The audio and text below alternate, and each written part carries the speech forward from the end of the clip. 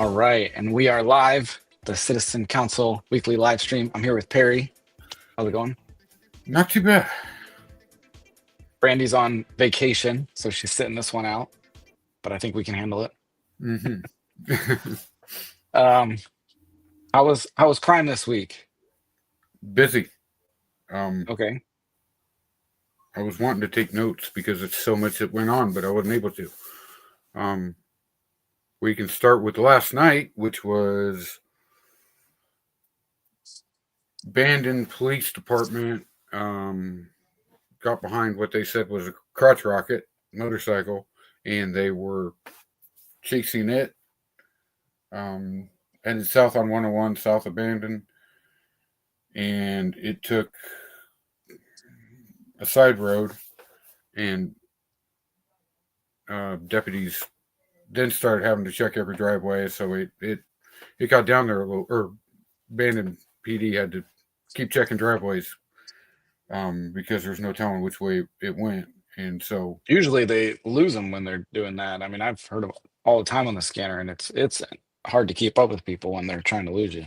yeah, it's they were going pretty fast on 101, and deputies finally got there to help out, and they went down the first. It's an actual road, and started checking down there, and noticed in a garage there was a Forerunner, a red Forerunner that was being painted black, and I think I'd seen that Forerunner on social media posts recently too. Right, and supposedly, or they remembered that there was a stolen one out somewhere. So they stopped and ran the van, and sure enough, it was that stolen Forerunner. Daniel Drews was painting it black at the time. Like, I just outran the cops. I'm going to race home and paint this thing black. So Well, we don't even know if they never did find dipshit. that motorcycle, so who knows? And then they saw a Ford pickup on the property too, ran that van, and that was also stolen out of North Bend. Jeez. So they're a little wannabe crime syndicate, whatever you want to call it. So they're coming up here from Bandon, stealing stuff, and then taking it back home. Yep. That's crazy. So on the show before, we've shown the crime statistics, and they've been like much higher in Coos Bay and much lower than the rest of the state in Bandon. And it's like, so where does this crime fall, like in that statistics? Do you think this Well, goes? that would be a Coos Bay crime. So that sucks, because then Coos Bay is looking disproportionately heavier on crime, and you've got Bandon folks committing that crime. And I don't know. I heard that was a abandoned house on the scanner, so I don't know if that's an opportunistic place that they were using. Yeah. And maybe it varies, wherever you can find a vacant house where police don't really patrol. Maybe next week it'll be Coquille or somewhere else. Pretty dumb to keep them in the area. I've heard of people stealing cars and investigated and stuff before, and they usually take them out of this area pretty quick. Well, in another day it would have been black. That too, I guess, if they change it, modify it. Yeah. But hi, Cheryl and Jeff. They're all waving at us in the comments. Cheryl with a C and Cheryl with an S. But that right there should be conspiracy and all kinds of heavy charges, and is all they got charged. He got charged with was he even on the jail roster? Oh, that was after midnight, so we'll have to know tomorrow morning. Okay. If he is. Crazy. And they call it like unauthorized use of a vehicle instead of like Grand Theft Auto. Yep. Like it makes it sound like you took the keys from grandma's car. Yeah. And went for a ride with friends, and it was unauthorized. Well, it should be criminal mischief too. I mean, painting. Oh yeah, because you're vandalizing it, right? A half-ass paint job. Yeah. Yeah. Maybe it was authorized. Unauthorized use, but authorized paint job. There you go. That's crazy. I mean, like the amount of cars that are stolen from this area is something I've never experienced anywhere else I've lived. Um, it's wild. You hear about it all the time. I mean, I lived in San Francisco in the city for like a year and a half, and you'd have cars being broken into and stolen. But like, Mhm. that's a big city. Yeah. This is supposed to be a nice little town, a nice little area, a rural county. Mhm. Um, and you have people. I remember, like, I don't know if it was a year ago or 2 years ago, there was this girl stealing cars, and she, just stealing cars on repeat, crashing them, and just getting bounced from jail. No accountability. Some of the charges weren't even filed. I mean, it's crazy. It is. It is. There's no accountability, and it's more than just the jail as to why. It's every aspect of the law enforcement. The enforcement part of it is just horrible. Yeah, and we're talking about law enforcement as a verb, not a noun. We're not like dissing law enforcement uh professionals. It's like there is no the act of enforcing the law is just not happening. It's non-existent, and that's not necessarily any one person's fault or one deputy's fault, but this whole system, you know, Hmm. it's wild. Oh yeah, Denton, Cheryl said Lonnie Denton, that was her name. The Yep. girl who was riding around or going around stealing cars. Um, like I don't it was like every couple months, I thought. Oh yeah, it was quite a bit. I don't know Yeah. why And she then slowed down. there was uh the guy who did the standoff, caused that standoff in Mingus Park, right? Was that Mhm.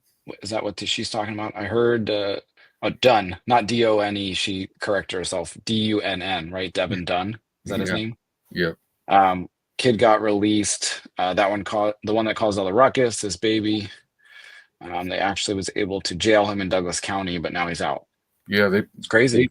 they shipped him to Douglas County to be able to hold on to him. They thought longer in Douglas County even, but more than likely he didn't commit a crime that you have to stay in jail for. With that SB 48.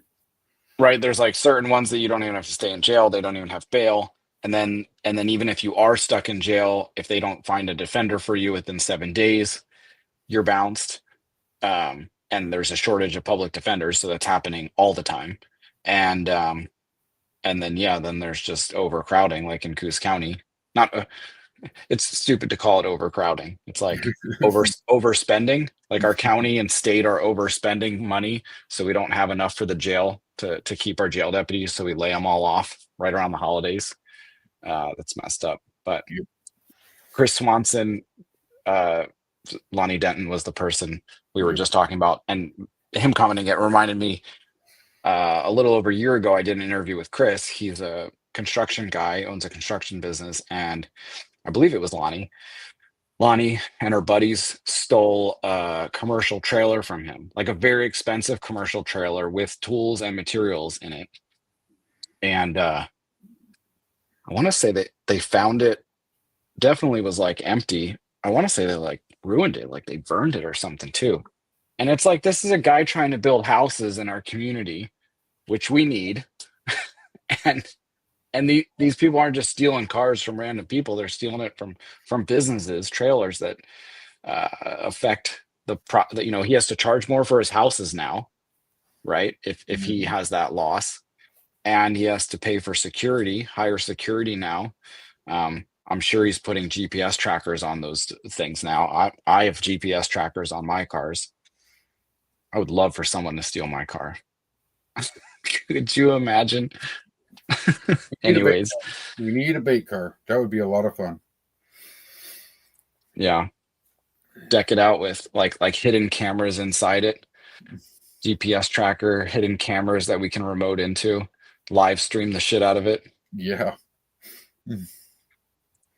Chris says all that stuff. Yes, I bet he is.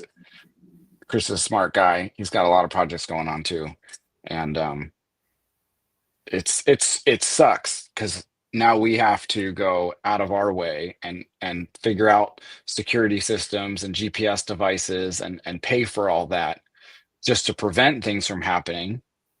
And then when they do, even if we catch them, even like the bait car, like you said, like, okay, we have a bait car, GPS tracker, cameras, all this stuff. We catch them, citizens arrest them, send them off to jail. They'll probably get booked and released. Yeah, I mean, the only thing different would be that we could, I mean, that would be one hell of a video to post online it would. to shame that person, but Mhm. um They it's, I mean, it definitely don't like their crimes exposed. they don't. They get They very get mad. they throw a tantrum for sure.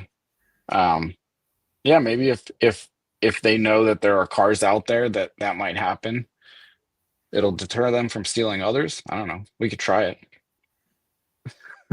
Yeah, But we've been, so you and I put these cameras up at like trail entrances to known bum camps, and it's been working out. I appreciate you because I was in Portland this past weekend and my phone's going off. I'm in a conference and my phone's going off that there's these people moving stuff in, like grocery bags full of stuff and camping material into this bum encampment. And I texted you, and next thing you know, my phone beeps a minute later and it's you walking into the camp. yeah. Like you were on it, man. No, I can't. I can't stand them in that place.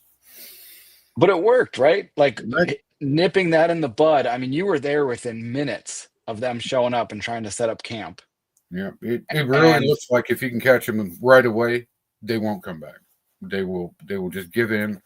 If they're already set up, then you have a little bit of a fight on your hands. It right, seems. because like we've had to tell people, you know, hey, this is private property.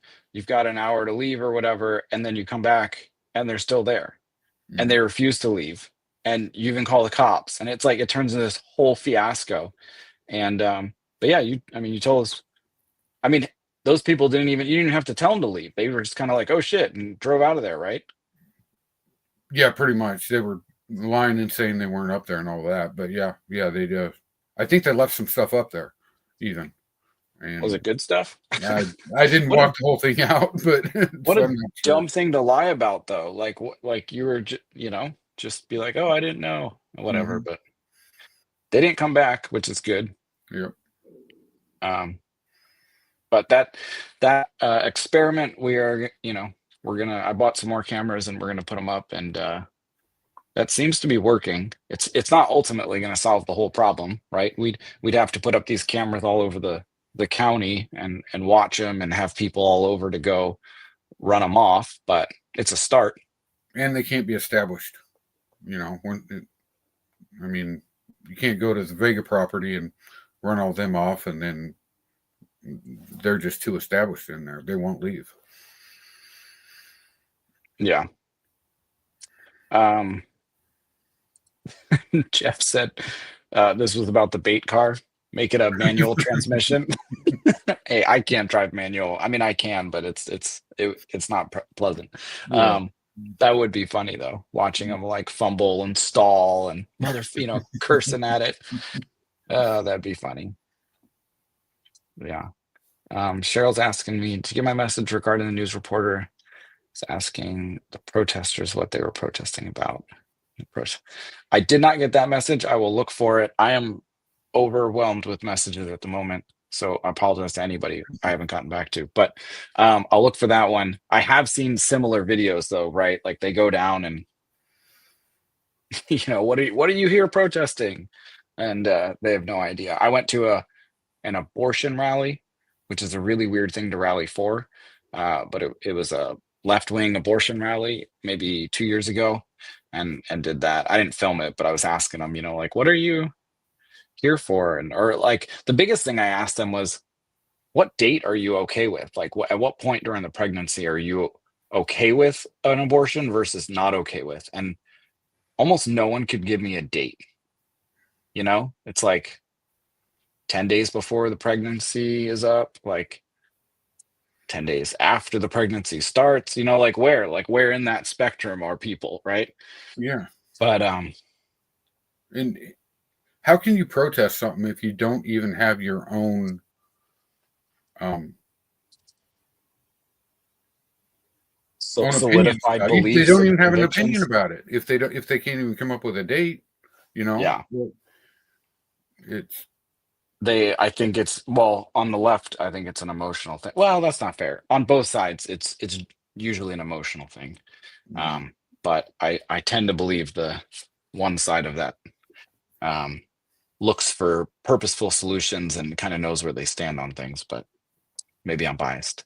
The abortion thing, though, I was proposing to people as a compromise, like a thought game, like, well, what if there was a date that we could declare, like in the term of a pregnancy, when I could convince you that a baby is viable to live like outside of the womb? Like, if you knew, if there was a scientific way to determine that, would you be w- willing to say that that's like, you know, no more abortions after this scientifically determined date that a baby could be viable outside the womb? And they were like, well, sure, but that doesn't exist. And I'm like, well, yeah, it does. Like, we've had premature babies that live outside the womb, I believe at 17 weeks. yeah. Like, I was going to say somewhere around 20. Yeah, you could Google it and find like earliest premature baby, and I think it's 17 weeks that survived and has grown up and lived a full life. And it's like, so wouldn't that be like, wouldn't 17 weeks be reasonable? At least as a starting point for a conversation. And almost everyone I talked to, they were like, I've never thought of that. And it's like, well, you've never thought about it because you probably never thought like about any of it. You just right. reacted emotionally. Well, and So, if you just stand back and look at the whole thing, if you murder a pregnant woman, you can be charged with double homicide. right. Well, Yeah, okay, so in that same state, you can have an abortion and it's legal. I mean, just that's none pretty of it weird. makes sense. Yeah. And in my head, I just want it to make sense, and none of it makes sense. Yeah. It's a really tough conversation, but at Mhm. least if we're like trying to agree on something, like, at least, right? If two people are trying to find a common ground, it doesn't have to be an uncomfortable conversation. Right. And that's um and I was actually impressed with people that they didn't freak out when I talked to them about that. There was a group of young girls there, like high school aged, and they were um really upset that I was there because I was told it was a my body my choice rally, like a bodily autonomy rally. So I showed up with a stop the vaccine mandate sign because I thought that was relevant. So they were a little upset with my presence, and they were saying that I was irrelevant because that's not, it was about abortion. I'm like, no, no, no. If you believe in my body, my choice, then you can't force people to also get a vaccine. Bodily autonomy is bodily autonomy. Right. And and they were like, you're being a jerk, you're irrelevant or whatever. And I'm like, okay, but what is that flag? And they were like waving around this like purple and pink flag that I'd never seen before. And they were like, the flag? I'm like, yeah, like what does that flag represent? And they were like, it's transgender rights. And I'm like, at an abortion rally? Like, oh man. So yeah. Thank you for that, Cheryl. That reminder. So they had what was the last rally they did? Just a Wasn't few there a weeks rally? ago, Yeah. um, just against Trump, resist rally. Just okay. So that one I was going to go down and film and not be a jerk, but just ask questions. Like Cheryl said, like, what are you here for? Mhm. Um, like, what do you hope to get out of this? Again, not to be a jerk, but like genuinely investigate and try and understand, because it's a pickle. Like, Yeah. what are these people doing? What do they want? Isn't there something tomorrow or Friday? Yeah, Friday. They Oh don't. yeah. Yep. You're supposed to not buy anything. Yep. They'll show you. What? Yeah. But at that What? rally, I do know there was a couple people that knew what they were there for, and they were wanting. They had signs that said, "We need firefighters." So they were complaining about the BLM and Forest Service people getting fired. And do you know about that? I haven't looked into any of that. Is I'm. it like, did It's Trump just fire firefighters, like lay them off, or was it like? DEI sort of stuff or like So inefficiency things. I read one article, so that's all I'm basing this off of. Um, and it was talking about they laid off the the people that had been there less than had been employed less than a year. Um, they were Okay. still not actually permanent full time employees yet. Um, don't know how many. I think it's a wait and see game. Did they fire too many people? Did they Yeah. not fire enough? I don't know. You won't know until services are not being taken care of. And And one thing people got to keep in mind is like our federal government is out of money. We're borrowing money that we can't repay right now. So I don't, if we're cutting costs, and it might be for essential things, it's got to happen. I mean, you would hope that they would cut costs for non-essential things first, but yeah, it's our government. They don't always do anything that makes sense, even the Republicans. and, Um, and the firefighters part of it, um, that's kind of an odd one to. You can't pinpoint if they did it right or not. yeah. I mean, if you're working as a have some fire duty right now, well, you're not really doing anything. I know they work at do other things throughout the year, but um, They also contract out for fire season too. It's yes, like they temporary.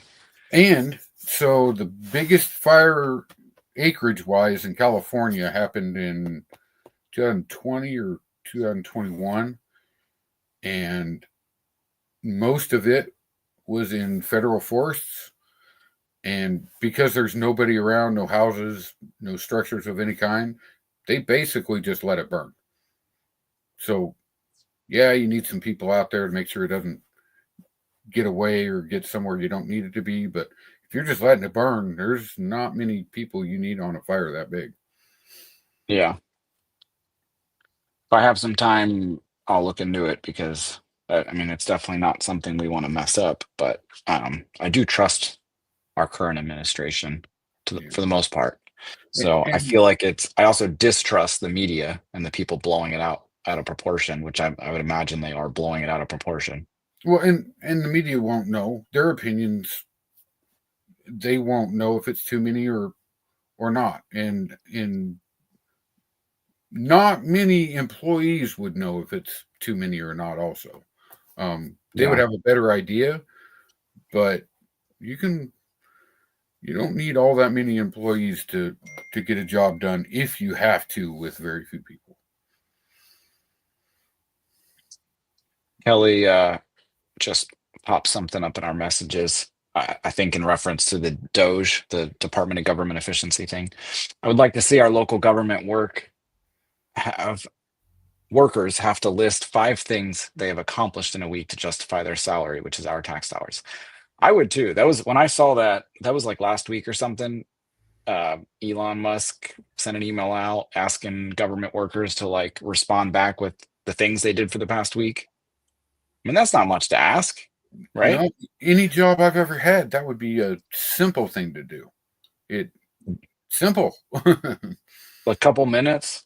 I've a meeting every morning with my team, and we say, "What did you work on yesterday? What are you going to work on today? And what's blocking you? What's in your way?" Every Mhm. day. Accountability. I've even done it with personal friends, like an accountability buddy, and we've had a phone call every day. Like because I get into a funk sometimes, and I'm not really efficient. I'm not able to get some of the projects done around my property that I want to get done. So I've had to have an accountability buddy, and we just call each other in the morning. What are you working on today, man? Oh, blah blah blah. Need any help? It's like very simple to do. Mhm. Um, Even even if for that last week the only thing you did was digging one hole just because of massive size or and that's all you accomplished that week is one hole. You could sit there and say all 5 days I was digging a hole. yeah, It was however big, what you could justify easily, even not having 5 things if you only had one. You, if you're doing your job, you can justify it. It's a pretty bare minimum request. And it's just like, I think the request was just one email for the whole week too. Yeah.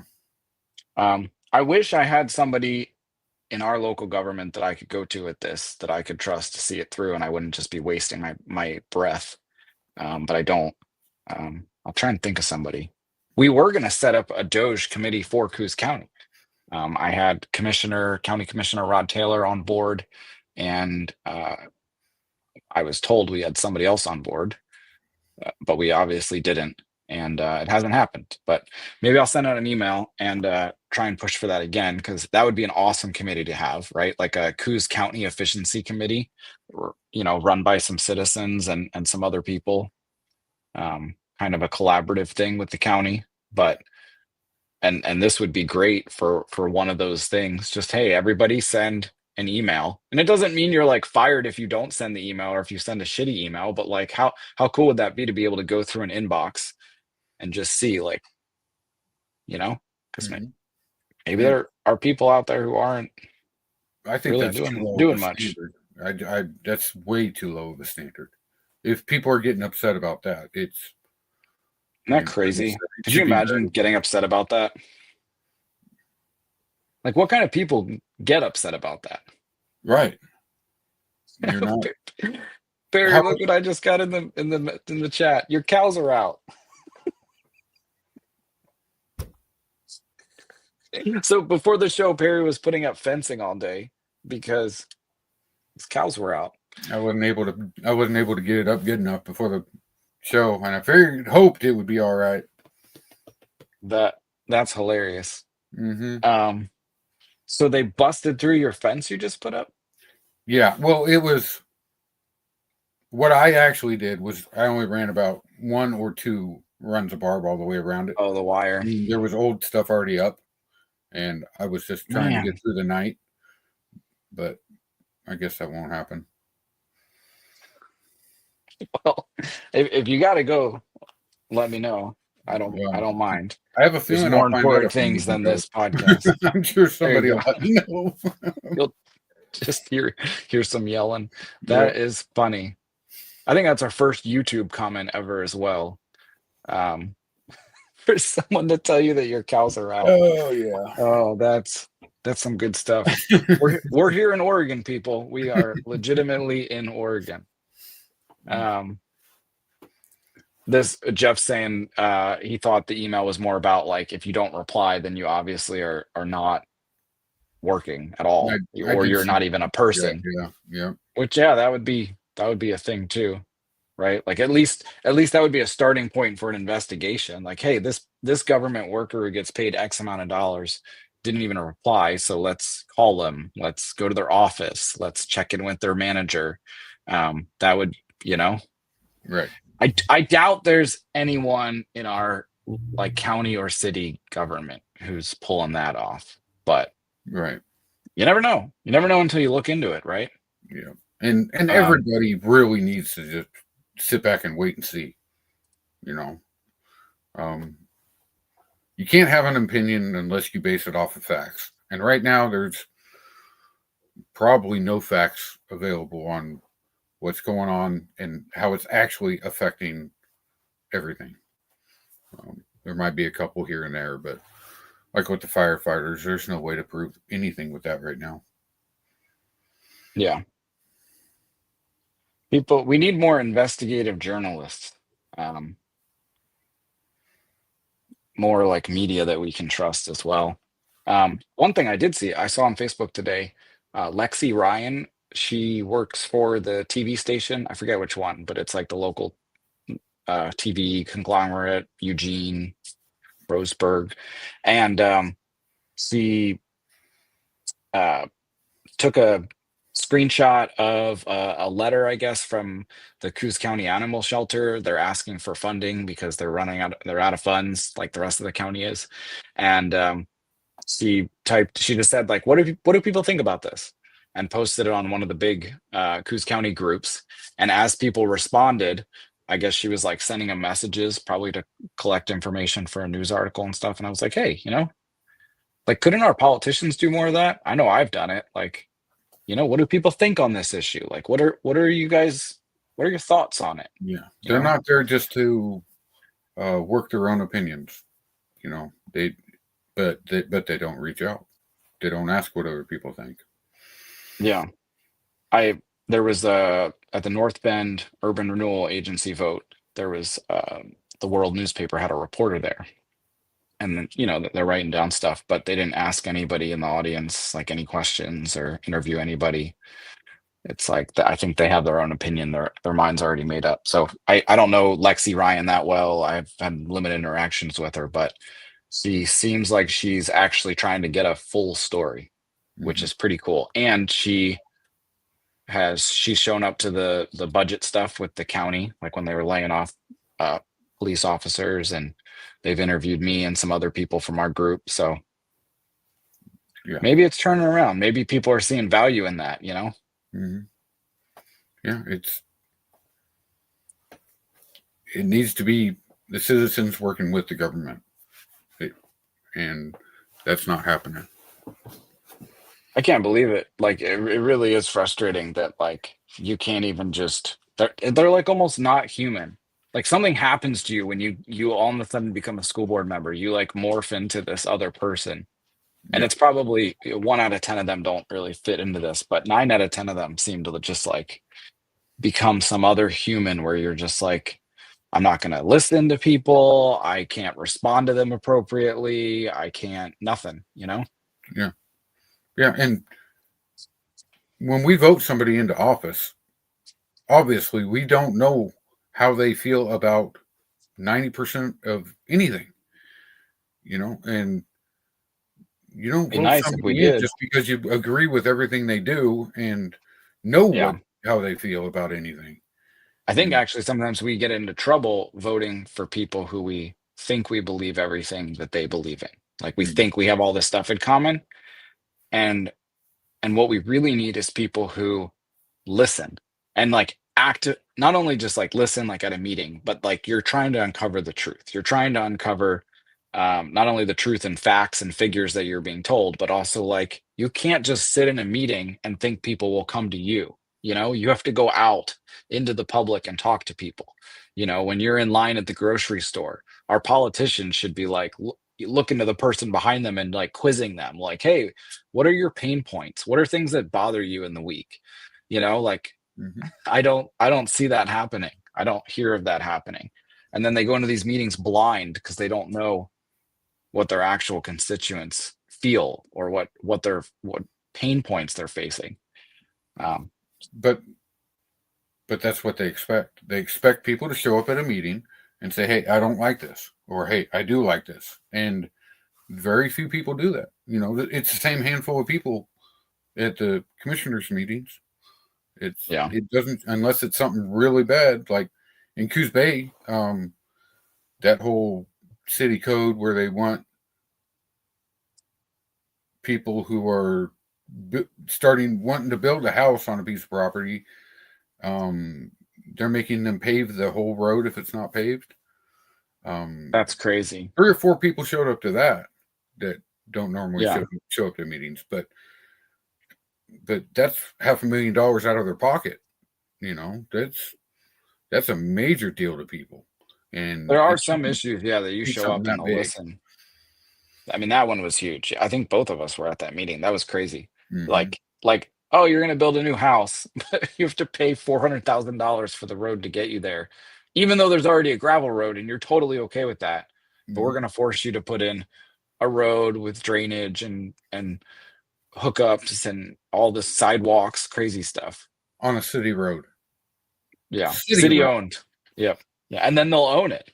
Hmm. It's not like you get tolls for everybody who goes past up and down the road.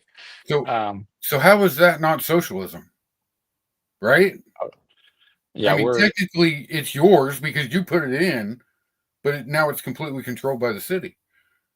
yeah. I mean, if I paid $400,000 for a road, pave a road, it's my road, and I mean that's just crazy. It's just crazy, I would say this. I mean, they do it because they can. right? Like, it doesn't mean it's right. They just do it because they can, and they can do it until people stop them, until people say, "F no, I'm not doing that." Um, That's what it's going to take. I mean, there's either that route or we're going to have to change all the legislation.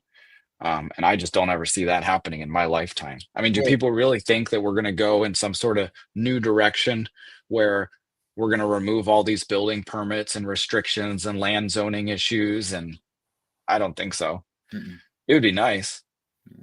Well, the city already has it where the trees that the city planted however long ago along the city streets in the city right of way break the city sidewalks, and the homeowners have to fix the sidewalks and take the trees out.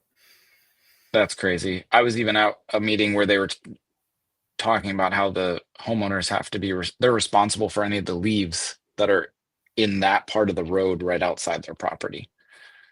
Or like you can't have them on the sidewalk and you have to put them in the road on the street sweeping days, but you can't have them so far out on the road that it's obstructed. It's like all these things. Right? How can they tell you if that's not your property, which it's not? How can they tell you to? Yeah, because they can. I Yeah. don't know. I'm not gonna live in a city ever again. I can't. It's too much. Mm. Um, Cheryl says she read what I wrote about what happened at the college board meeting, and they didn't listen to anybody. They didn't. They didn't want to. They didn't even let me talk or this other guy talk, and it was total crap. And I looked up the law on it afterwards, and they were claiming that because I was talking about an employee that that wasn't allowed. And it's like, no, I'm allowed to. You might not want to because you could get sued depending on what you say, like if you're on that board.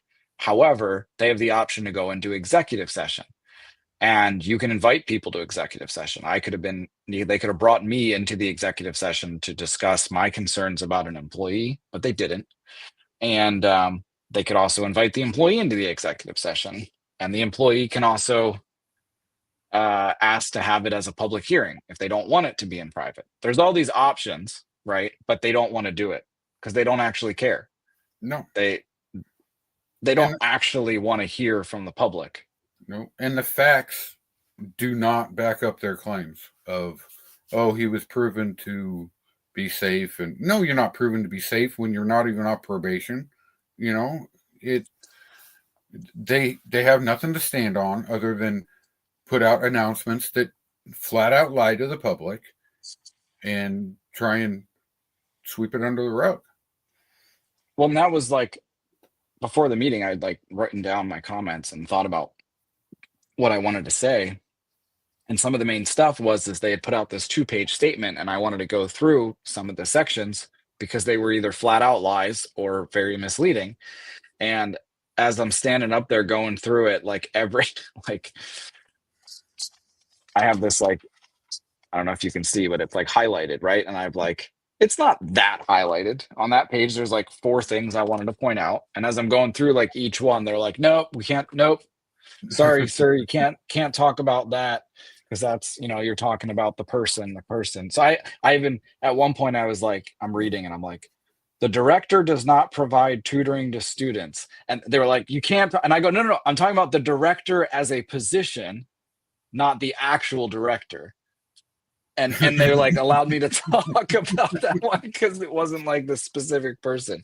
So I was like, the director position does not provide tutoring to students. I was like, however, the person that I'm talking about has provided tutoring to students. And then they were like, you can't talk about the person. It was like, oh my gosh. They just and the biggest thing they put in the statement, it says, we are committed to maintaining an open dialogue with our community. They like wrote this in the statement. We are committed to maintaining an open dialogue with our community. And I was like, guys, I was here last week and you shut me down. And I told you I'd be after the meeting if you wanted to talk in private. If the public setting wasn't what you guys wanted to do, I can talk in private. I gave them my phone number, my email address. They can talk.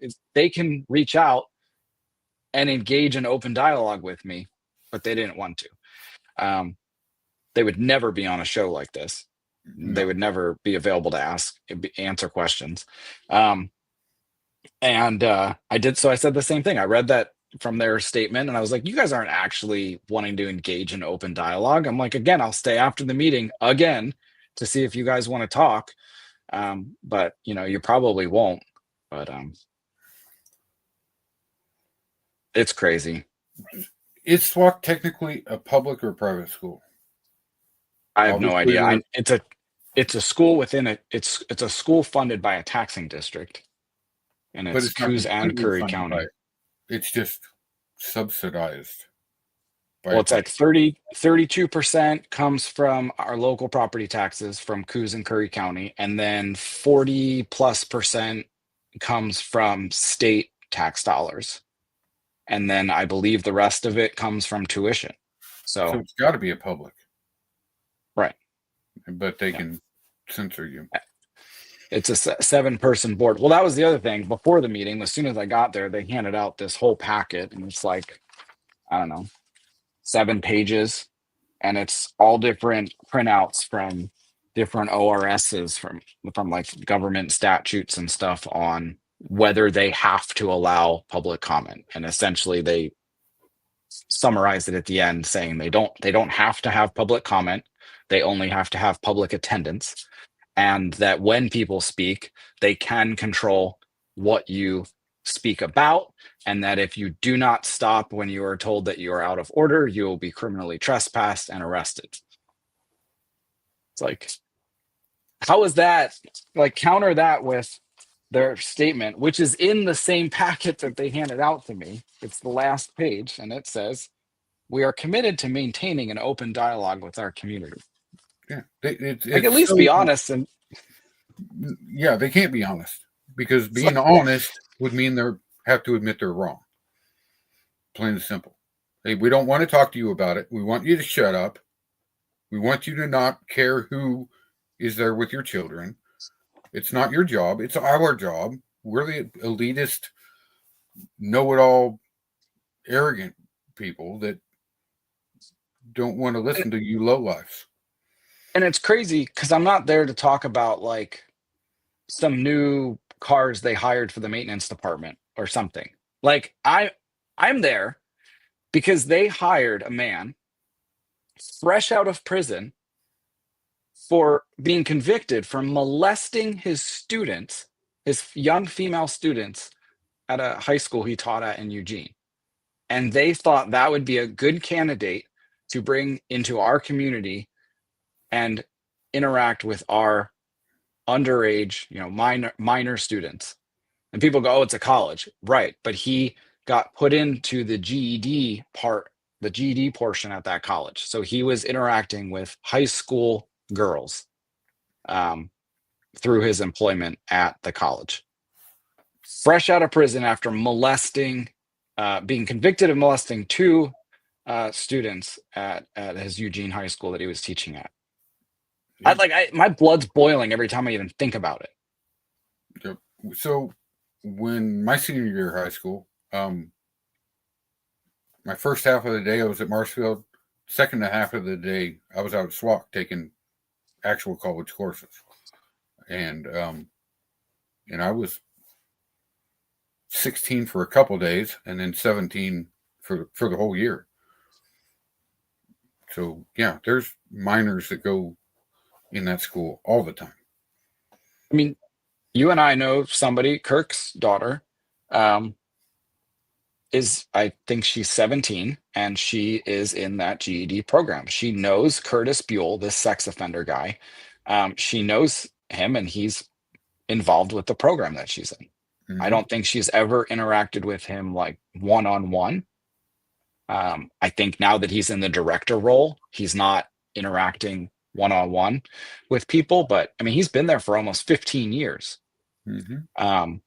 And I have many people, young women, who have reached out to me that have confirmed that he was their tutor in 9th and 10th grade. He tutored them privately, one-on-one, through, I mean, private in terms of like environment. He was in a private situation with them through the public university. That's insane. Yeah. Yep. And they won't listen to concern, like, and that's a reasonable concern. That's not an unreasonable concern. that people would have. Also concerning that they didn't let these people know. Like these girls found out about it later. They're like 26 now, and they found out, oh my gosh, my tutor back when I was 15 was actually a sex offender who had molested kids. Yeah. And no one told them. No one told their parents. Yeah. You shouldn't have to worry about that when you go to school or send your kids to school. It shouldn't. And now it's all over the place. That's crazy. It's not unreasonable that we would be upset about that or that we would want something to change. I requested on Monday that the college look at their policies, that they would come up with a policy on hiring or not hiring people with past convictions of sex offenses. And I got an email from the executive assistant to the president or something like that saying that they did review the policy and that their policy aligns with state and federal law on the topic or something, some bullshit answer. Like not even like, Chris, we understand your concern. Like this is obviously concerning to people in our community and it's a big sensitive issue, blah, blah, blah. Like, no, it's not even like they can't even try and phrase it in a way that would make me go, they are human on some level.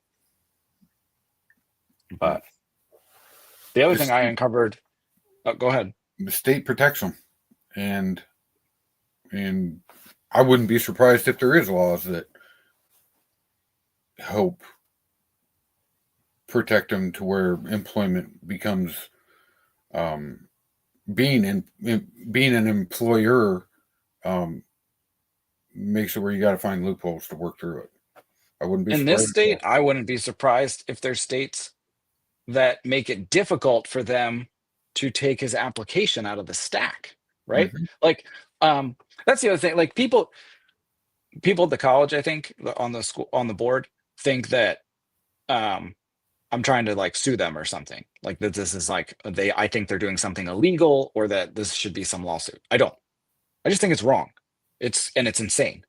And I also, if they had interacted with me differently, I would believe that it's not even necessarily their fault, right? Like, I think this state probably has laws out there that make it very difficult for them if he applies to say, no, we can't hire you because you're a sex offender. That's probably somehow discrimination, right?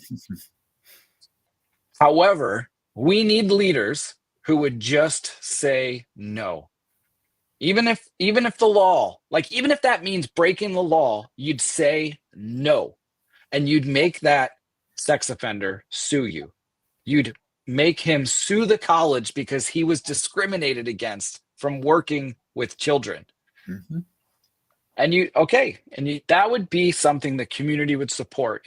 If the college got a lawsuit because you said no to hiring him, the community would be all behind that. Yep. There's two things that committee's supposed to do. They're supposed to be able to provide the best education possible for the kids and to keep them safe. Why do they have security there if they're going to let sex offenders teach their kids? Right. Why keep them safe at all? Well, they have the security there so they can kick you and I out of the meeting when we're out of line, Yeah.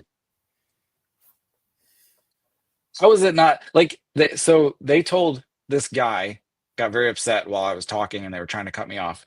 And he yelled like, you guys hired a pedophile. And she slammed her gavel and was like, you're out of order. And he goes, you're out of order for hiring a pedophile. And it's like, that's it's obviously just like a comeback, but it was a damn good point. It was like, how are they not out of order for doing that? I mean, like this is out of the normal order of like the world and society. This is insane. Yep. We can we think about that for a second? We have a sex offender working with our children at our community college in a position of power. It's insane. But so I found a lawsuit from a couple years ago that the college lost. And it went on appeal. So I'm trying to find like exactly because like there's a a regular judgment and then there's an appeal. So they kind of changed the judgment.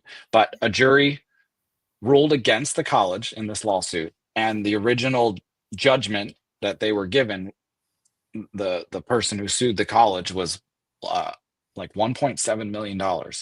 Now, people don't freak out. I don't know if that was the actual end number after appeals and everything. But this student sued Southwestern Oregon Community College. She was a nursing student. I believe the trial ended in 2022. She sued the college because she was being discriminated against. And they didn't, and she went to the school about the discrimination and they didn't investigate it. Even though they kept telling her that they were investigating, they didn't actually investigate it. Huh. And we lost your video. I know. I turned it off for a second. He's hiding. But anyways, so they didn't investigate, but they kept telling her that they were investigating. And it was so that's a Title IX federal violation, because they violated, I guess, discrimination processes by not actually investigating it. And the girl won. And so she was trying to be a nurse, and she had previously been in the adult film industry. So I guess she was a porn star. And what happened was one of her professors, a lady, was failing her on purpose. And she was able to prove this, failing her and told her, the quote was something like, nurses are classy women and you are not a classy woman. So I'm just going to fail you. And so that was the discrimination. So she ended up being put on academic probation because her grades were low because of this professor, and ended up dropping out of the nursing program. So she sued because she had gone to the college and said, hey, can you please look into this teacher? She's failing me because, I guess, of my past. And they didn't. They never did any investigation. They just let this girl leave the program. And so she sued, and I believe like the damages that were awarded were what she would have made through her career as a nurse. And that comes out of our tax dollars. But what's insane is that the college defended the position that they defended, from what I'm reading through these documents, is that their position is that it wasn't a protected class. So like she wasn't being discriminated against because she was Black or gay or a woman or some sort of protected class. She was being discriminated against because she was a porn star. So apparently that's okay. Yeah. And they were upset that they lost the lawsuit over that. So like, what do we learn here? They don't do investigations. So, okay, so what's the correlation to this Curtis Buell, the sex offender that works there? When people come forward with investigations, are they investigating? If they're not investigating this allegation with this nursing student, are you going to investigate your, allegations against your sex offender? Is it a protected class? Can they, I mean, apparently not. If a girl's complaining, she's just a girl. She's not disabled, or there's, I don't know. Good question. And why in the world is it okay that you have a professor there who doesn't like porn stars, girls who are in the adult film industry, and it's okay to kick them out of your college? We don't want those kind of students, right? Because they do naughty things. They're consenting adults, but they do naughty things for money. But here we're going to hire a guy who performed oral sex on one of his high school students in Eugene. And that's not naughty, and it was non-consenting. And isn't college to make your life better, to improve your life? Yeah. Well, and the first thing in this statement, this 2-page statement they give out is at Southwestern Oregon Community College, we believe in the power of second chances and the potential for personal growth and rehabilitation. So that was in regards to a sex offender. But apparently, if you're a porn star, nope. You only get one chance in life, and you blew it making money for sex. Yep. But this sex offender who sexually molests his students in Eugene, we're cool with him. As long as nobody proves that he does it again.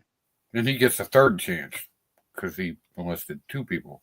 So, Right? Like, wasn't his second chance blown when he molested the second student? That's a damn good point. And he did them both at the same time. There was like 4 incidences that they brought up in trial, and they like overlapped. Like, he couldn't even just pick one of his students to mess around with. He's like, I need 2 at the same time. This is not funny. This really no. isn't. It's really concerning. And I'm going to be doing an interview with someone next week who has alleged that she reported an incident with Curtis, the sex offender at SWAC, to the administration. And she claims that the administration did nothing about it, that they tried to cover it up and brush it under the rug. So we'll see how that goes, and see if we can get to the bottom of that. I mean, I don't have a lot of faith in them. If they just lost a lawsuit, a multi-million-dollar lawsuit over not investigating a complaint against one of their professors, I don't have a lot of faith that that they were investigating ones against their pretty boy sex offender, How hard is it to lose a piece of paper? right? Just, oh, that one got shredded. Oops. No proof. We had a comment. I'm not sure. I mean, it's a public comment, so I'm going to put it up on the screen. When I was being sexually harassed and I reported it to Curtis, nothing was done. When I took it to HR, Curtis scalded me and said that will not be tolerated and that I was the problem. So I would imagine she's talking about the same Curtis we are. Liz, if you want to reach out to us and talk more about that, and maybe we can do some research and look into it. There's definitely. I have 3 separate people who have come to me with allegations that there was some sort of incident that they reported to the college and it was not looked into. Now, I've not been able to, see paperwork. I don't know if there's an application or whatever. I don't know what type of paperwork they fill out. The more details I get, I will be putting in a public information records request for the college to present me with anything they have. But But all of this can't be true because the college swears that he's been a perfect employee, never done right. anything wrong. Right? It says the individual has been employed since 2010 without issue. Almost 15 years without issue is what they say. So it's either that's the truth and these women who have come and talked to me are lying, or they're telling the truth and the college is lying. It's one or the other. I mean, their statement is very definitive. This individual has been employed since 2010 without issue. There's no gray area there. And how many other lies can we already pick apart out of that? Hired on while on probation, but it was, I can't remember how they word that, but they worded it to where they knew that he wouldn't be a problem when he was hired on or something like that, and you don't know that when you're still on probation. Yeah, I think it says the individual did not have restrictions related to teaching in our program at the college. And I know from looking at his judgment from the judge before he went to prison, he was supposed to be on 5 years of probation after prison. And one of those conditions was he was not to be around anyone under the age of 18. Now, I would imagine his probation officer, after he gets out of prison, is able to change that or something. I'm not saying I agree with that, but I'm just trying to find a way to make it make sense. And I would imagine that's what happened. He probably, I don't know, man. You go deeper and deeper down this rabbit hole, and there's more and more people involved who are failing our community and failing our kids. Completely. Oh, here Liz says, when she made a report, they didn't offer me paperwork to fill out. Other girls were afraid to come forward because they didn't want to be like me and be an example at that school. I've also heard that from other people.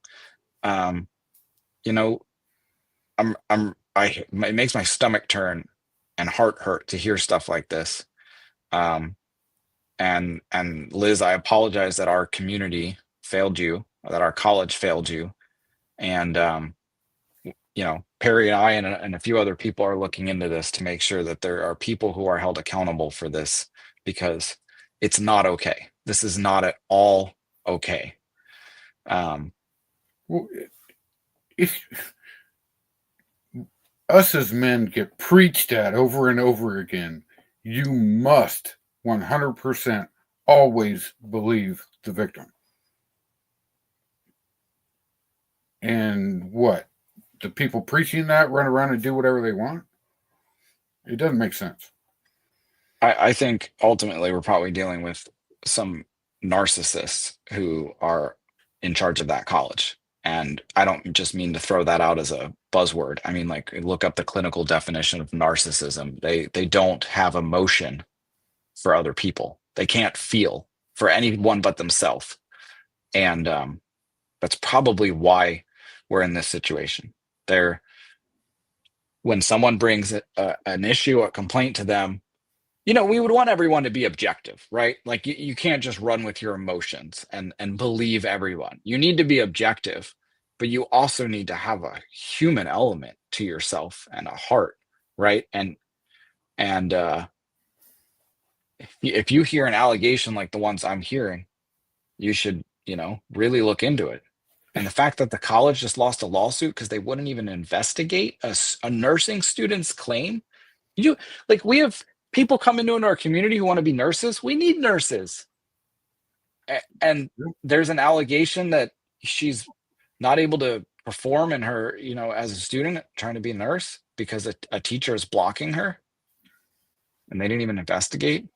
And can you imagine? Okay, so I get voted in on the committee tomorrow, let's pretend. And I I'll vote find for out, you. oh, there's a sex offender. Okay, that sucks. I don't like that at all. 2 days later, I hear of a girl coming up and making a complaint. Okay, I'm going to be extremely careful because we don't need a sexual assault case on our campus, but they're just going to ignore it. I mean, it's I can't even understand it. I can't. And there's no one even coming to us to try and help us understand it. There's no one at the college who's trying to talk to us and say, look, man, I get it. I get where you're coming from. It is wild to hear of his allegations, what he was convicted of, and in Eugene. It's crazy to hear that. But here's what happened. And then they explain how we get from point A to point B. Point A being him giving whatever, molesting kids in Eugene. And point B being he's now tutoring people, young women of that same age, after his prison sentence. Make that make sense. But I think that's probably too big of a request. The bar is too high to make something make sense in government at this point. Yep. Well, do you want to talk about district elections? Is that like a good segue? Like, how do we fix this, right? That would work. Yeah. Because people have come to me like, oh, we should have protests. We should put out flyers. We can go there and yell and scream. Or, the past 2 months I've gone there and tried to talk to them. It's like, so right? Like, what do we do? Well, this answer sucks in the way because it's not easy, but it's the answer. The answer is that college board is made up of 7 people, and 4 of them are up for election in May. Right now, there are some obviously eligibility requirements, but people can file to run for those positions and put your message out there, and explain how you're going to do a better job than our current college board, who has hired a sex offender and defends him working there, and see if people vote for you. And we can look back, and even if we lose, we can look back and say, well, hey, we did the right thing and we tried, and we Mm-hmm. can try again and again and again. I mean, these elections will continue. But right now we have a sure way to do this and at least make some progress on drafting some new policy at that college that might solve situations like this in the future. So 4 out of 7, that's a controlling stake in our college board, are up for elections. And we're not. Um, The sad part is, you don't have to be very. It doesn't matter what side of the political aisle you're on.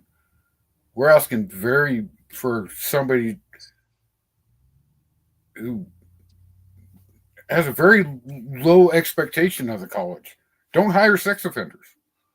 Don't, it's most of the stuff can probably be voted on unanimously if you're on the committee.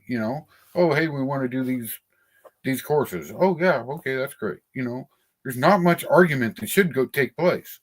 right. The majority of the stuff is completely nonpartisan. Mm-hmm. I've sat in 2 meetings now and I didn't hear anything that was partisan. I mean, hiring sex offenders is not partisan. Right. I'm sorry, there's some Republicans out there that think the Democrats are crazy child predator people. Um, I don't think that's part of their party platform. I didn't read, I have read the Democratic Party platform and it's not in there to encourage sex abuse of children. So there might be some elected officials that, like at our community college, who are encouraging that environment, but it's not part of the Democrat Party platform. It sure as shit is not part of the Republican Party platform. Strong family values is, but yeah, so it's none of this is partisan. And there were some people who reached out to me that are Democrat and were interested in being part of the board. And as the vice chair of the Republican Party in Coos County, I was like, ooh, do I want that? Do I want to encourage that? And I thought about it just like you did, and it's like, it's nonpartisan. We need people who are going to listen and engage with the community. And it's okay to have different views on things, but as long as you're like taking the right approach and trying to like figure things out with your community, not just tell the community what you're doing or hide what you're doing. If you're doing it with the community, I think we'll have a winner, right? Mm-hmm. I made this whole presentation and we just went right to the last slide. So I'll throw up the last slide. The last slide is like, so why even do this? This is slide 8. Slides 1 through 7 are like all the details on how to run and things like that. So this is what I came up with. I ran out of time. I did this right before the meeting, or the live stream. We need new leaders who will not only listen to the people they represent, but who are also willing to engage with the public outside of meetings and are open to discussing alternative viewpoints. Like you have to be able to discuss alternative viewpoints, no matter where you sit on the spectrum. Yeah. And we need more transparency. Part of transparency too is going above and beyond. So like if you're presenting a budget, you don't just dump the like 300-page budget in the ugliest Excel spreadsheet format you can. That's not transparency. No. Our county treasurer did that to me. It's bullshit. You need to present it in a way that regular old people can understand and help them understand. And you have to do it because you want them to understand and you want them to be engaged and in the know. That's full transparency. Don't hide things. And no new taxes. We need to control our spending. And a lot of these taxing districts are not able to just like make new taxes, but the school boards are. And this happened in Bandon. We had a school board who held a vote, took 50 seconds to discuss and vote on adding a new tax in Bandon. And that tax is applied when you build a new house. So every time a new house goes up in Bandon, the school board gets a tax from that. And it's a new tax that didn't exist before.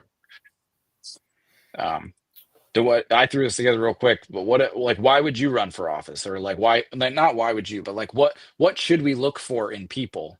Total nonpartisan stuff. Like what kind of people should we be encouraging to do this?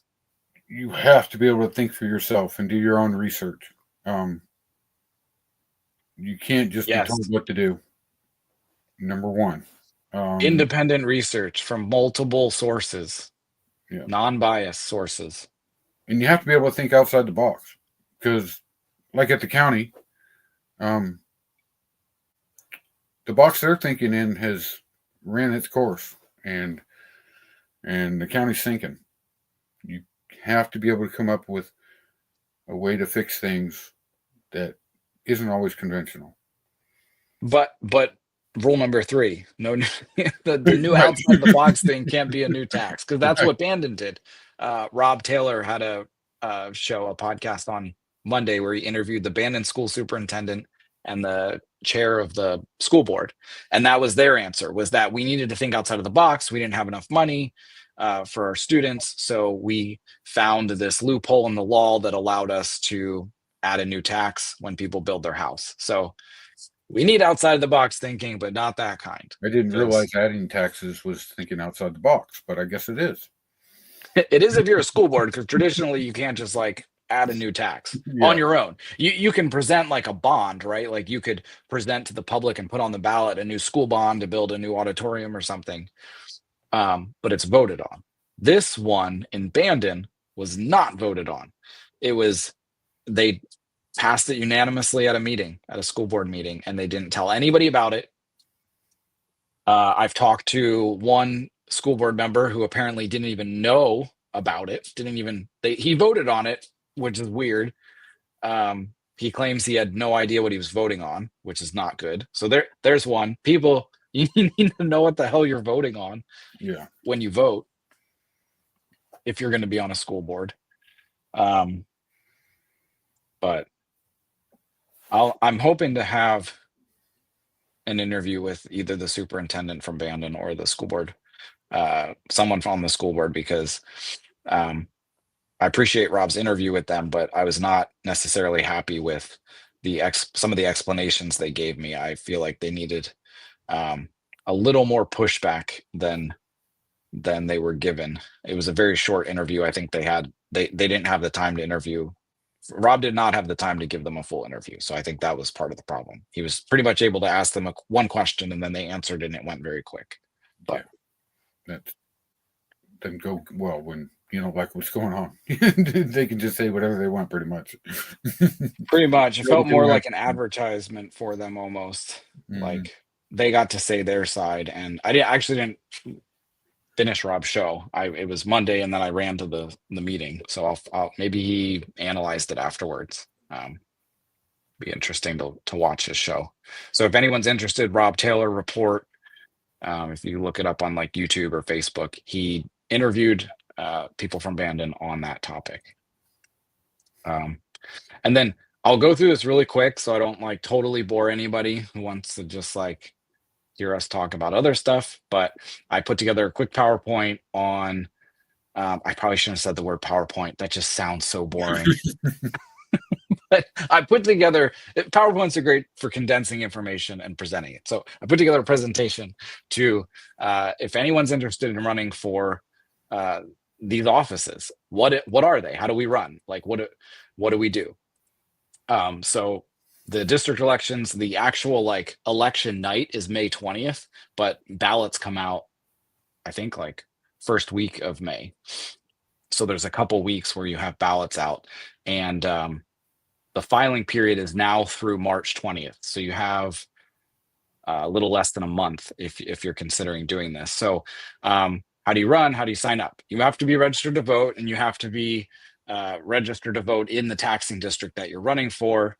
And you have to, in most cases, live there for at least a year. And you can either pay $10 or collect 25 signatures. Very easy. Come on, people.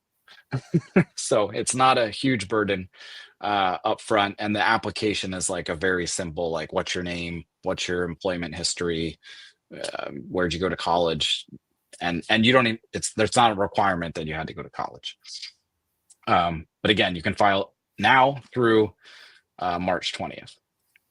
And so what are these positions that are available?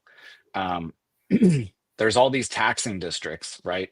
This whole pie here is like all of the money that comes in for like off your property tax bill. And like if you look at that bottom one where I put the arrow, 44% of that goes to school districts. That's Mm. crazy. So school districts are a big one. You know, if you're wondering how to like have a better say in how our money gets spent, school board's a great place to start. And who knows, like maybe you'll get on the school board and get involved, and people will really like what you have to say, and you'll be good at it, and you'll be a great candidate for moving up to city council or mayor or county commissioner. I truly believe that our next great leaders are all out there. We're just like, we haven't found them. We haven't encouraged them to step up. I think they're all around us, right? Like the ones we have up there now have gotten into it, I believe, most part for the wrong reasons. So, Well, and it's um, scary. It's because you don't really know what you're getting into until you're there. You know, it's okay. I got voted in, but I don't know what the hell I'm doing. It's in you rely too that, heavily on other people to kind of tell you what you should do and how yeah, you should think. and and when you don't know what you're getting into, it people don't like getting uncomfortable, feeling uncomfortable like that. But we need them to. We really need to. We need it. Yeah. We need people to express, even if it's just for conversation's sake. You know, we need people to start expressing alternative views, alternative opinions. I mean, there's so many meetings that I've gone into, and people, it's like unanimous. They just all kind of speak the same way and talk about the same things, and it's not, there's really no diversity in thought. It's like the only people who have the diversity in thought are the ones sitting in the audience, like clenching their fists, going like, why are they not saying this or talking about this, you know? Yeah. It's crazy. um I'm trying to find, I had a graphic of, I'm clicking around here on my computer, I'm stalling, I guess I'll have to ditch that effort, but I had a graphic here that showed all the positions, um like that people would run for, um and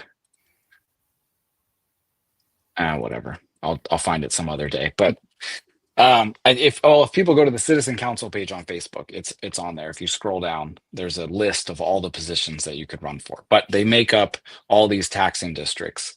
Some of these aren't up for grabs, like the Urban Renewal Agency that's run by the city councils and county commissioners and things like that. But I will move on. So this is in regards to Southwestern Oregon Community College specifically. There's 4 out of 7 seats available, and it includes all of Coos County and I believe some of Curry County. I'm gonna call the elections people and see how that works. Like if it's like a dual election, I don't totally know how that works. But the board meets every Monday or every fourth Monday of the month at 4:30, and you can see on the bottom what they essentially hire the president and set the policies. Um, and they control a pretty large chunk of our property taxes, 7.6 million. It's a lot of money. Yeah. I think like 4.5 million comes from Coos County and the rest comes from Curry. And that's how that works. But school boards, those numbers at the top are how many open positions. I believe each school board has 7 people. I think that's how it works. All these taxing districts have their own bylaws or whatever you call them, and they all work different. But those are the numbers of the seats that are available coming up here in May. They set the policy just like the college board, and they hire the superintendent, who runs the school district. They meet 1 or 2 evenings a month, and then there's committees that you can be on. They establish the budget, they approve curriculum, set goals. They ask for about bond measures on the ballot, and deal with the teachers union, which needs dealt with. Yes. People deserve the right to be paid for their services, but I mean, geez, I don't know how you feel about unions, but like the fact that they like threaten to all just quit if they don't get more money. I don't know if that really belongs in a school district. No. You know, We had the bus drivers do that when I was in school. I got to walk a mile to school and back for a little while because they went on strike. Oh, geez. Hmm. The Bandon, I think they're asking for like a 15% raise next year, the union. Mm-hmm. I think they said that on Rob's show. I mean, we all need more money, you know. We all times are weird, and inflation and the cost of everything's going up, right? We all need more money, but if you're getting your money from the public, there's no more money. So Well, to ask the school for 15% more for your salary, it has to come from somewhere if you can't raise taxes, and it's going to come from our students. It's going to be less like after school programs, less sports programs, less maintenance on the buildings, which means they'll deteriorate. It comes from somewhere. in the mentality of, I guess you could say, the average person, and this is going to sound horrible, but the entitlement has people have become way more entitled lately than they used to be. So, 40 years ago or whatever, oh, we got a 3% raise. Oh, that's awesome. Now more people are more likely to completely complain about a 3% raise. And that's where you start getting into problems with the unions. Oh, Rob's saying, yep, 15%. I didn't know Rob was on the show. Thanks for watching, Rob. That's pretty cool that he watches this. So 15%, that's insane. I mean, I don't know what they've been getting year to year. But if you can't raise taxes, okay, so this is confusing. They raised that tax in Bandon, but it can only be used for, I believe, capital improvement projects similar to urban renewal. And that's why you can't go to like teacher salaries. So even though they raise the money for that, they still need to raise, or I guess, I don't know, it's the unions asking for it. So maybe we should ask those teachers why they feel that they need more money, that's going to come from somewhere. Where do they think it's going to come from? But I don't think they care. Mm. Oh, we're in a pickle. But yeah, I think so even the answer. So one of the things during Rob's interview with the superintendent, they were talking about how it's a weird school district because you have like kids attending the school who are from a lower class, right? Like they're not as wealthy as like the people you see when you drive along the coast in Bandon, who have these massive houses. They're super fancy, right? Most of them are out of state, so those are like vacation homes, and they're not sending their kids to school. And they were talking about how that's like a bad thing or something. I don't know that I'll have to watch the interview again, but they were giving the impression that that was like that they need to get more from those people. And that's kind of why they did this construction tax, to tax these people who are from out of state. And it's like, isn't that a good situation, right? If you have a poor school district in terms of like kids, then but the taxpayers are all rich, wealthy people who are not utilizing your services or sending their kids to your school. Isn't that a good payoff? Yeah, Because they're paying for these young kids who are poor to go to school it's and free get a good money. education, right? So Yeah, so then their solution was to go out and tax them even more. I mean, wouldn't you want to encourage them to come here and build houses? If that's Mhm. what's happening, is there old retired people from California, and people can argue, oh, we don't want their politics here. But in terms of a financial perspective, that's a great proposition to bring these people into our community. They're not utilizing the jail. These old retired people from California or vacationers from California are not utilizing the jail. They're not utilizing the schools district. Maybe they're going to the library. I don't know. But you know what I mean? There's a lot of these services that they're not utilizing, but they're paying into them. Yeah, absolutely That's a good more thing. burden. And yeah, Um, oh, Rob is saying the money went to PERS. So the retirement funds for the yeah, schools that's where all the money is going. And they talked about that on the show, that's where a large percentage of this money is going. And that's the real problem, like they're saying, because all these city councilors and county commissioners, right? They always tell us, oh, we're running out of money, we're running out of money, we're running out of money. No, you're running out of money left over after you give it all away to PERS and all these other unfunded government programs that they've instituted that takes more and more money away from taxes, from available money to taxes. And I don't know. I'm tired of Private talking about sector, this. private sector doesn't do that anymore. You can have a 401k and figure your retirement out. You Right? know, Why is that unacceptable?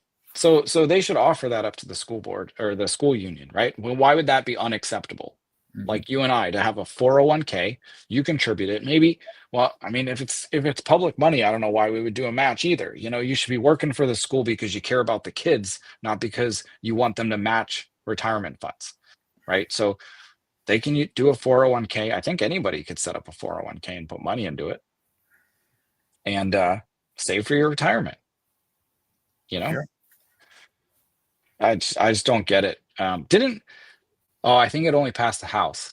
The Congress, the House of Representatives, I believe, presented a spending bill or funding or whatever you call it that would remove taxes for people who are on Social Security and for overtime and for tips. It's like that's pretty cool. Um, as long as we can afford it. But so I'm going to tell my boss that I only work for tips from now on, right? Yes. That'll work out well for me. But yeah, we got people on Social Security and can barely pay their property tax bill, and then they want to add on more taxes and construction taxes and this and that. It's always more and more taxes, more and more fees, and at some point something's got to give. So back to the presentation. This is from the Coos Bay School Board site. What do they think makes a good school board member? An education advocate, skilled decision maker, right? You got to be decisive. Public Well, education advocate, not private, public.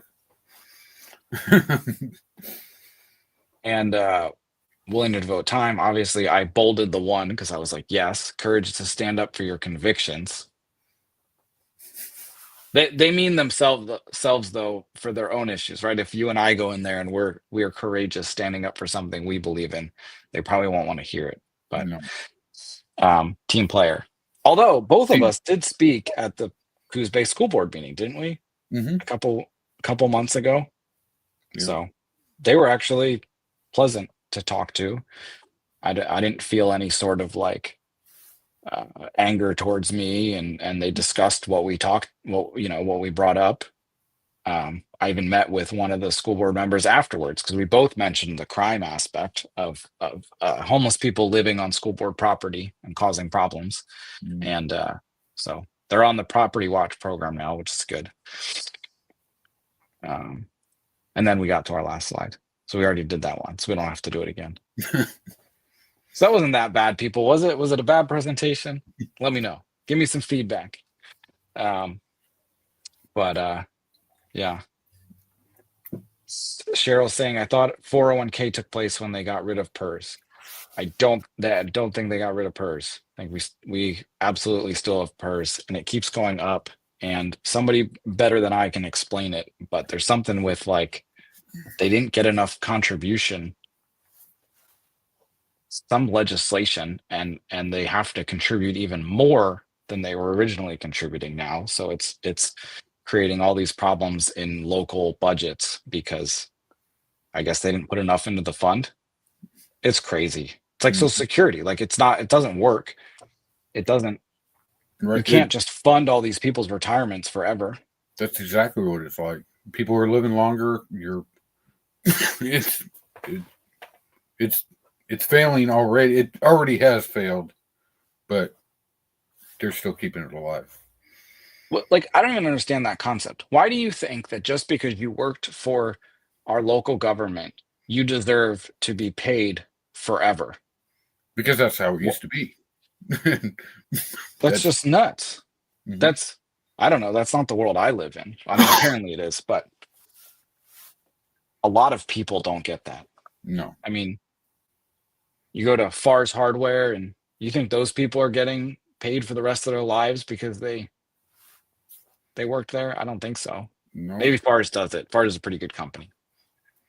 But But a 401k, that's a pretty good plan if you're smart enough to start young. yep, you can put money into it and save for your retirement. And I think it's called like a Roth IRA or something like that. You can do it and it's like pre-taxed, or maybe all of it's pre-taxed at this point. Talk to your accountant. Don't They talk to don't me. they don't tax you till you take it out. Okay. I had a 401k a long time ago. But, anyways, that's all I got, people. Please run for these positions. I know it's more complicated than that. I know you've got a lot of things going on in your life, but there's like 60 some thousand people in our county, and there's only like 100 of these positions. So the odds are either you or someone you know can do this. And as long as you meet our criteria of transparency and courage and independent thought, we'll help you. We'll help you get there, even if we disagree on certain topics. Mm-hmm. And you can't hire sex offenders Yeah. to teach kids. Can't do that. Just be a moderate. Moderate works. We don't need outrageous. For sure. Doesn't help. We need constructive ideas and solutions that are viable. Mm-hmm. But did we cover all the crime? You started to, and man, it's been an hour and a half now. No, there's so We much. didn't. No. And my criminal cows did not get out, just my baby one. Okay. I missed a comment in here. Where'd it go? Oh my gosh, there were so many comments. I didn't have this open. There we go. Cows are contained. She's already had it. She already had it by the time we got there. That's funny. Yeah. Just the baby cow. It's not going to go anywhere. I think that's Tom. So I appreciate it, Tom. He saw you working earlier when we were on the phone. I was like, I think one of us should go down there and help him. You'd asked me, but I had worked late and then I was doing that PowerPoint. But we didn't talk about William Emery. That's a good criminal story. Because is that the one where he broke the car door of the cop? Yep. It sounds like he actually bent it, kicking on it or whatever he was doing. I got mad because he was arrested. One of his, 30 times in the last couple months or whatever. And got to somewhere around Bunker Hill and kicked the door so hard that it wasn't sealed anymore. And so he got to be tied up in a nice little bow and shipped the rest of the way to Coquille. Is he still in jail? I don't know. I haven't even paid attention to what he's doing. I always just assume they're not. Somebody sent me one the other day, and it was like the person was arrested like multiple times a day for days, and just like booked and released on repeat. Mm-hmm. There's a guy, James McHenry, on Facebook. I don't think that's his real name, but he sends me stuff, and it's like I can't even. I used to listen to the Scanner, and I can't even anymore because it just gets me so pissed off. And there's no immediate outlet to that. I mean, I know what path I'm on, and it's doing stuff like this, which helps people hopefully and encourages them to get involved and run for office because we can't do it ourselves. But yeah, if I just listen to the Scanner all day or read some of these police blogs, I'll lose my mind because it's insane. It is. We got to do something. And I know it sucks. That's all anybody says. It's a levee's fault. Yeah, they'll say it's because the levee didn't fail. Well, the levee was not the solution people thought it was. But hey, if you're pissed that the levee didn't fail, then why don't you run for office and present a better solution or present a better argument to the people that the levee is the way to go? They certainly did not convince me. I also ran the numbers, and that levee would have only gotten us through about a year or two before we were already underwater again. The two failed levees before that had already proven that point. Right. Because the money they were asking for was in the budget had already proven within a year or two to not be enough money. And the last one did not include money for prosecutors. So I asked the outgoing district attorney, like, how many prosecutors do you actually need? Because we had 7 at the time, and they were asking for funding for 9. And I'm like, but how many do you actually need? Like, based on your caseload and compared to how other counties around the state handle a similar caseload, how many prosecutors do you actually need? And he said, honestly, I'm like, yeah, it's like 16. He's like, I could do it maybe with 12, maybe. I would love 12. He's like, but 16 is reasonable. I was like, that's crazy. Yeah. Like, we're not even anywhere close. No. And I believe with the layoffs, we're down to 6 instead of 16. But they want to tell you that this levy would have saved us by opening up a couple more beds in the jail. And I think that was a lie, or extremely misleading at best, Well, because it wouldn't have saved us. how many times were we told over the summer that they were going to have to release people because they didn't have public defenders? Yep. Yeah, there's death by 1,000 paper cuts. Yeah. The legislation that created no bail for a lot of things, no public defenders, or very little, and then the prosecutors, the jail space. There's all these things, but like some of them, you know, if there's ways around it, right? Like if you don't have people on patrol, which you'd want qualified, trained, respectable people out on patrol to pick up criminals, but if you don't have them, there is citizens arrest. There are people who will go out on patrol, right? So you have an option there. If you change the legislation so there's no bail, it sucks.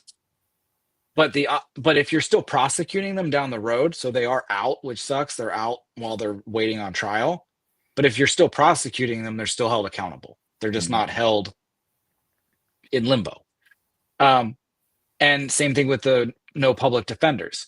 No public defender after 7 days and they're released doesn't mean that their case is dismissed. It just means that they're released out of jail. So it's a shitty option, but it's still an option later down the road to prosecute them and hold them accountable, right?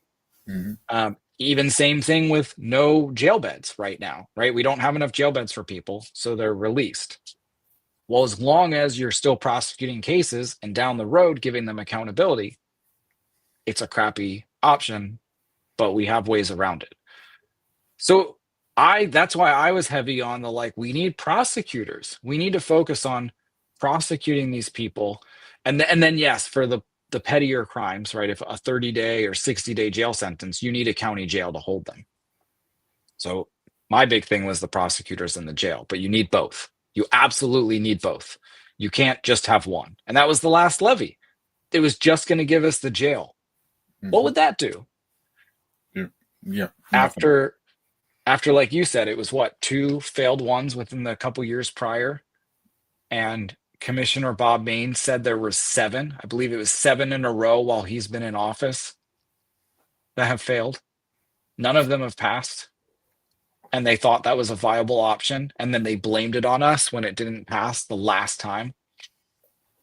Well, I'm curious because we always see the 10-day jail sentences, which have got to be the minimums, I would say. Got to be.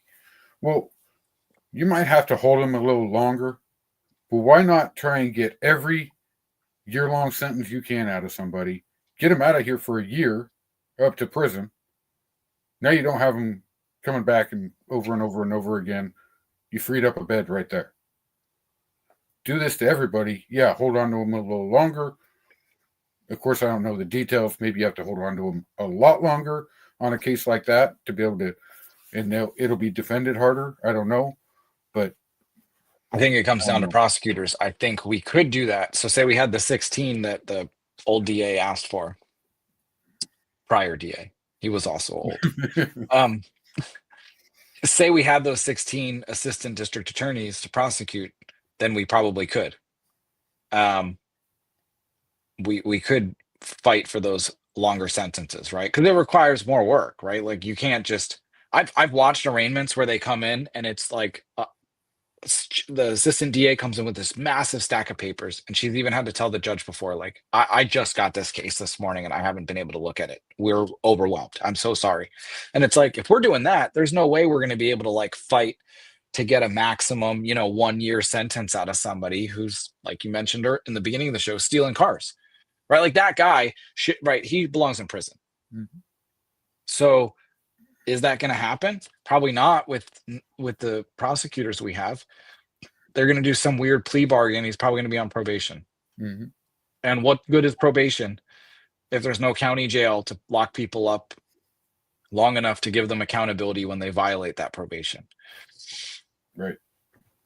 Right. And so, like Remy, he was convicted of second-degree manslaughter, I believe, for murdering a guy. Granted, it was Farrell on Farrell, but still, he murdered him. And so you're going to get 75 months in jail, in prison, because went out and murdered somebody. That's kind of crazy. But he's That gone for was 75 months. But I don't know. Yeah, I don't really know the details of that. I just was that the one in the East Side Park they found the Yep. guy dead. Yep. Yeah, I don't know any details of that case. Maybe it was manslaughter because he like OD'd and they dropped him there. I don't know. I thought he had a gunshot. Didn't he Yeah, he had a get gunshot. shot? Yeah, he was shot.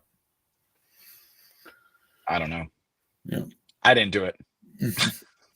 But if you can get a plea deal, that's a lot faster than going to trial. They've been So, doing that with almost everything. And the craziest I've seen is of like somebody will actually assault somebody and then they plea it down to attempted assault. mhm. Like everything's attempted, so it's in a lower bracket, and then they can just get it done and over with quicker, and they'll have a little bit of prison sentence, but not much. Um, it's just crazy. This is all nuts. This is not good. No. And people, I understand that it's not easy to like run for public office. It's not easy to run for county commissioner or sheriff or to get involved with your city council and that. It's not easy. And it's not necessarily like fun, it's not something that like is really like, oh, I instead of like enjoying my garden on a Tuesday evening, I'm going to go and argue with people at a city council meeting. Like, no, that's not necessarily fun. But neither is living in a lawless society where criminals, bums, and junkies just wander around and get away with everything. So you got to pick one or the other. And I get it. There's probably not a day go by that I wouldn't rather be out there tending my garden, or building something on my property, or I love carpentry and I love fitness, I love running. There's so many other things I would rather be doing than honestly this.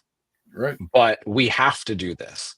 This is something we have to do because our community is in shambles. Yeah. And that's what it's come down to for everybody. They may not realize it, but these are things they have no choice but to do. And hopefully they'll start realizing it. I think people are, but it's a day you'll have to just make that choice. You'll have to just decide, like, nope, today I'm done. I'm done with the way that things are, and I'm done with the place that they're going, and I'm gonna be a part of fixing that. And then I don't mean to say that to pass judgment on people. Like, if you're not running for city council, then you're part of the problem. Never will I pass judgment on people for that or for not getting involved. But some of us have to, because Perry and I cannot do this alone. Absolutely not. Perry and I go into meetings and telling them that they're wrong and that they're not doing things correctly and that they're screwing us over is not going to fix this. We've proven that. But we've wasted our time proving that. So, and we already knew it, but we had to prove it. So, yeah. And I appreciate everybody who supports us and watches this show. This is cool. This is really neat that we're doing this. We're all doing this, and I think this is going to turn into something bigger and be successful. And in terms of a community, like there will be people hopefully that come out of this with the support they need to become the leaders that they were meant to be. And that's my hope. That's our mission statement. Yeah. There you go. Um, I don't know, because it's crazy. The stuff we talk about every week. Every week you're on here talking about crime and issues. You It's would think just nuts. you'd think once a week is way too much, but there's way too much going on. You could do it more than once a week. Please don't. Let's not. This is actually not easy, but Right. um, yeah, it's nuts. Hopefully that's a good goal. Like that's a good goal for the future. Let's create a future where we have nothing to talk about. So we have to cancel the show. Because there's no more waste. There's no more ridiculous decisions being made in local government. There's people who we can believe in and trust, and they're making the right decisions for our community. They're doing such a good job that there's nothing to analyze. Yep. Right? Yep. Like that'd be cool. Yes, it would. All right.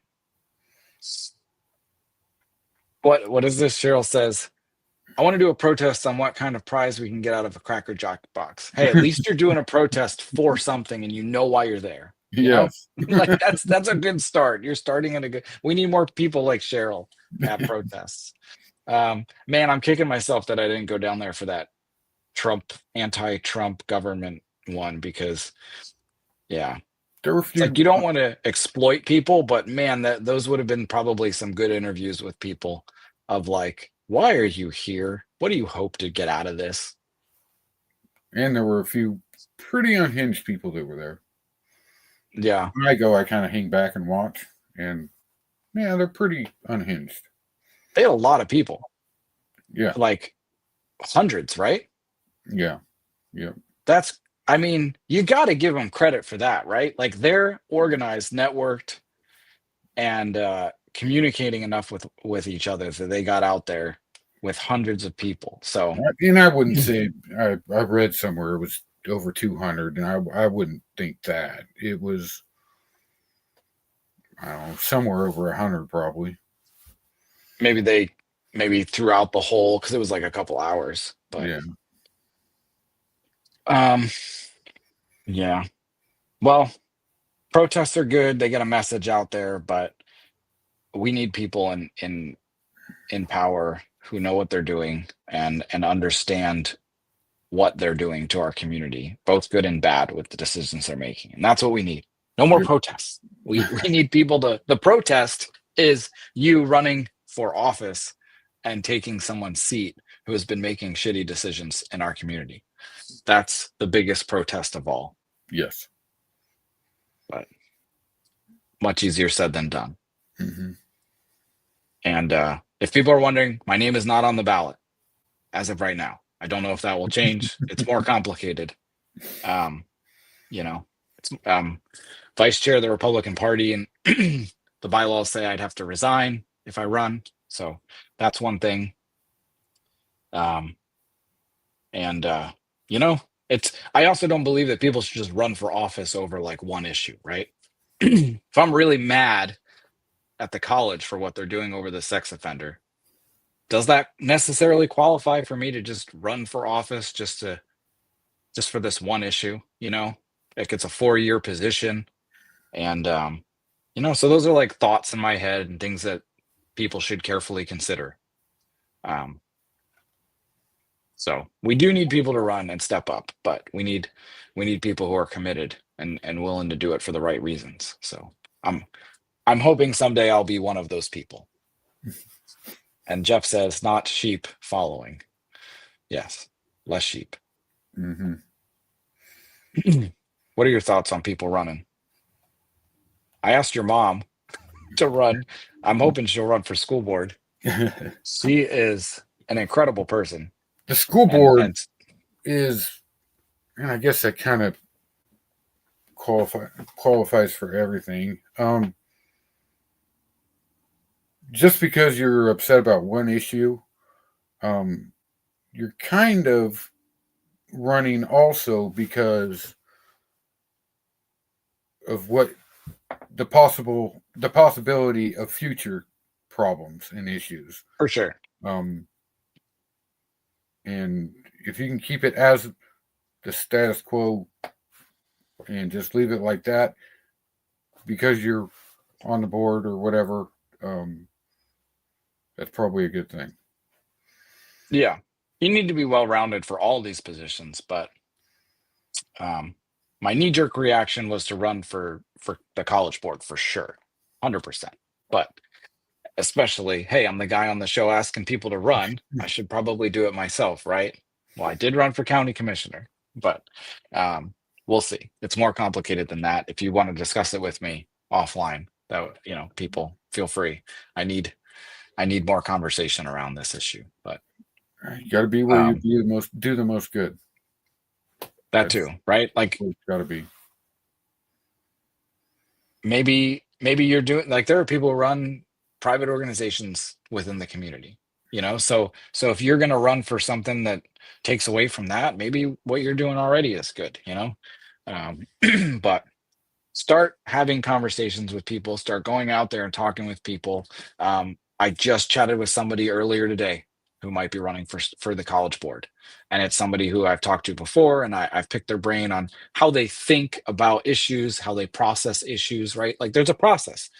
Like in school, everybody did a science project, right? You identify a problem, you come up with a hypothesis, and then there's the scientific method to, like, get to an answer, right? Like, Mhm. not everybody follows that. So we need people who know their process and they have a successful process for solving problems.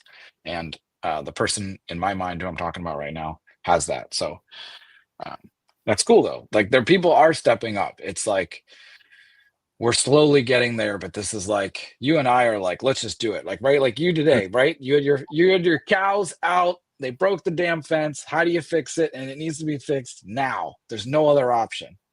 We Mhm. need more people like that, but right now we're facing a multi-year solution, like a multi-year timeline for these things, which sucks Yeah. because you and I are not used to that. No.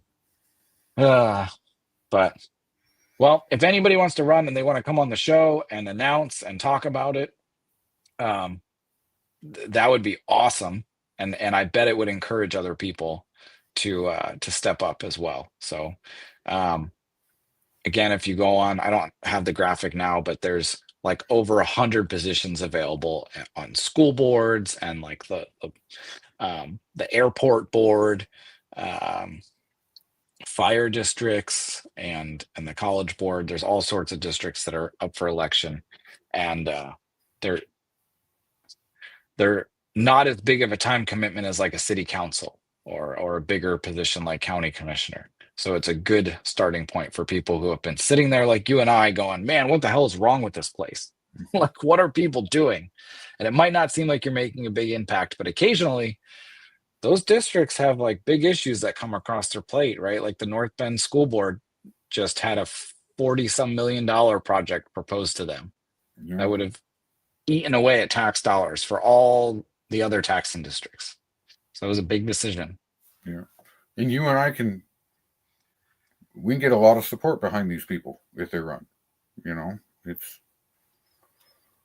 Yeah, if they won't be on you're their own. genuine in what you believe in and how you're approaching problems in our community, we will get behind you 100%.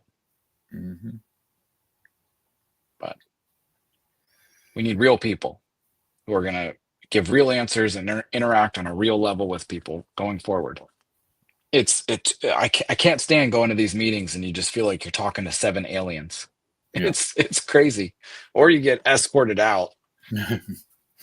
But so we said we would do a 45-minute show. Is it me or you? Who's doing this? I'm quiet. Well, mostly Yeah, quiet. I think this is the most you've talked on Oh yeah. one of these. Yep. Well, this was fun. Yeah. It was. This is our 12th podcast. Huh. We've done 12 of them. That's crazy. So I mean, really just started at the beginning of the year, end of last year. So, but we'll see. If there's enough for us to talk about that we can keep this going, it's a good and a bad thing. It's a bad thing because there's enough shit going on that we have a show, but a good thing because there's lots of problems that we can all get together and solve. So, Yep. Cool. Well, you got the cows. The cows are in Yep. for the They're all night. good. Yep. Well, if you need help, don't hesitate to reach out. But I might not be able to always help you. So, but hey, kudos again to Perry for saving us this weekend while I was in Portland and going and getting those bums out of the woods, because they would have set up a whole. How many? They had bag after bag they were carrying back there. They were Yep. going to set up a whole encampment. So Yep. we need more people like Perry in the community who, when you just text them, they show up, like almost no questions asked. So be that person in your neighborhood. I think I'll leave it at that. There we go. All right. Well, thanks for being on the show. Thanks for watching, everybody. I appreciate every single one of you. The fact that you guys watch this and comment and engage with us is beyond me. It's awesome. It's a privilege. So see you next week at 6 o'clock. See you.